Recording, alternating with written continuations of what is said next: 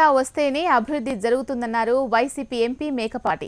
హోదా వస్తేనే ఉద్యోగాలు వస్తాయని రాష్ట్రానికి స్పెషల్ స్టేటస్ తీసుకురావడమే వైసీపీ ధ్యేయమన్నారు ఆయన.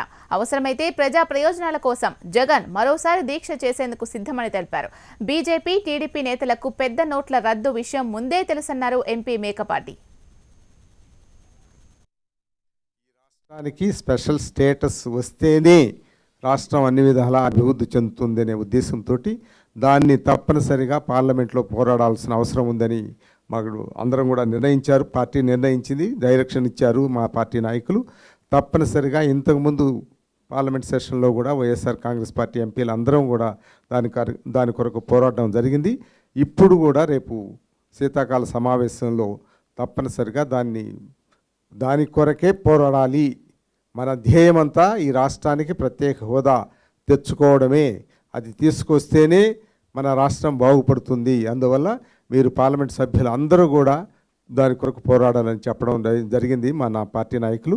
అందుకని రేపు పార్లమెంట్ సెషన్లో కూడా శీతాకాల సమావేశంలో కూడా వైఎస్ఆర్ కాంగ్రెస్ పార్టీ పార్లమెంట్ సభ్యులు అందరం కూడా దాని కొరకు మా పోరాటం కొనసాగిస్తాము. స్టేట్ రీఆర్గనైజేషన్ యాక్ట్లో చెప్పిన అన్ని కార్యక్రమాలు కూడా తూచా తప్పకుండా ఈ కేంద్ర ప్రభుత్వం పాటించవలసిన అవసరం ఉంది. ఈ ముఖ్య